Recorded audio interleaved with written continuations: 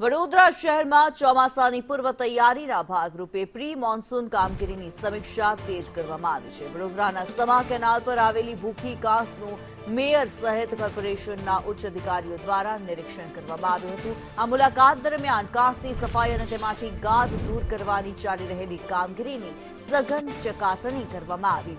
ચોમાસા દરમિયાન શહેરમાં ક્યાંય પણ પાણી ભરાવાની સમસ્યા ઊભી ન થાય અને વરસાદી પાણીનો ઝડપી નિકાલ થાય તે માટે મેયરે અધિકારીઓને સ્થળ પર જ જરૂરી સૂચનો આપ્યા હતા।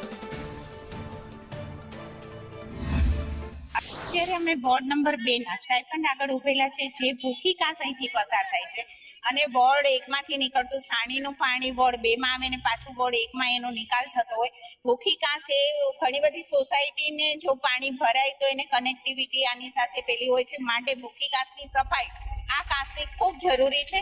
કામગીરી તો થયેલી છે, પણ એની સાથે હવે જે સફાઈ છે એ કેટલું થયું છે એને જોવા માટે આજે મેયર શ્રી અને 5 પદાધિકારી આવ્યા છે। પ્રી મોન્સૂનમાં કામગીરી હજી પણ ડેબ્રિજ ઉઠાવો છે, હજી બી બાજુમાંથી શું કરી શકાય એવું છે એ બધી જ અધિકારીને સૂચના આપેલી છે। પ્રી મોન્સૂન અમારા માટે પ્રાયોરિટી છે। વરસાદના લીધે જે પાણીની સમસ્યા થાય છે, તો પહેલા તો મેં એ લોકો સાથે ચર્ચા કરી અને આજે કાંસને ક્લીન સફાઈ થઈ રહી છે એના કામગીરી પર થોડું ધ્યાન આપ્યું છે અને આ જેટલી ઝડપી બને એના વરસાદ પહેલા કામગીરી ખતમ પૂરી થાય એની તકેદારી રાખીશું। કાંસ સાફ કર્યા પછી ઢગલા જો એમને રહેશે કે શું કહેવાય ગટરોની ક્લિનિંગ બી થાય, એના બી ઢગલા જો બહાર એમને રહેશે પછી કોઈ મતલબ નથી।